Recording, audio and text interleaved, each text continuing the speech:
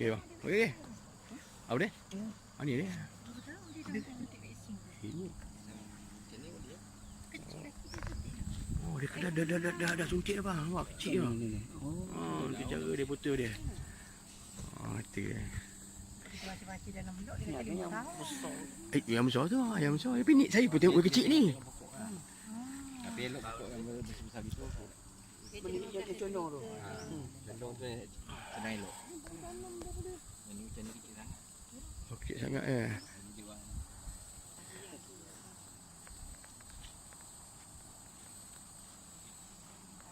Okey, ni pokok gaharu yang disuntik.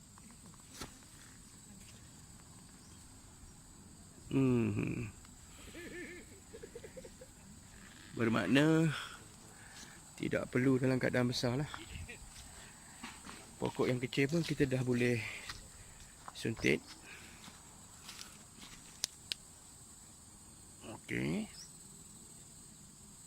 Kita dah boleh suntik pokok ni. Ni dia pokok. Ini tak tahu berapa tahun.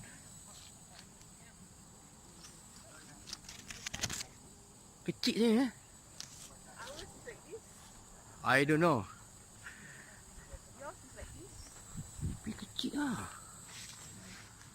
Berapa ni? Ni berapa tahun ni? Kurang 1 inci. 1 inci berapa tahun? Berapa kaki ni? 5 kaki tak sampai. 5 kaki. Sampai 5 kaki. Tak payah kaki. Dah awal kan. Kena.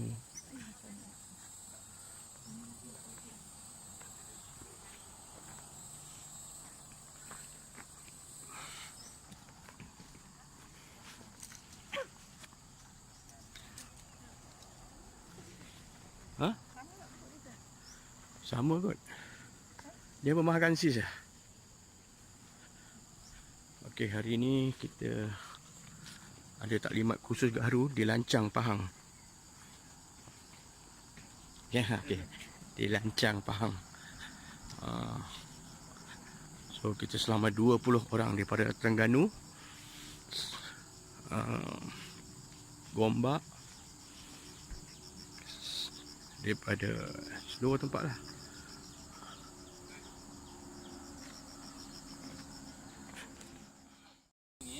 Ini kuliah dia ada pantang larang. Ini yang penting lah. Saya hanya sinopsis pada yang penting.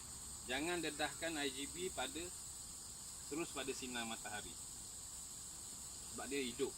Dia macam kita lah, jemur panas matahari dahaga mati. Jangan tinggal dalam kereta, dalam boot kereta. Panas kan. Cara botol yang macam ni IGB, sebab IGB mana rujuk pada botol tu lah. Jangan simpan dalam kereta panas. Simpan dalam rumah boleh. Kalau kita duduk dalam rumah tu kita selesa, tak perlu kipas angin ke apa tu, suhu bilik boleh. Kemudian bila penggunaan dia, bila terima je sebulan dalam tempoh terima terus pakai, sebab dia ada tempoh hayat dia. Sebab dalam botol yang kecil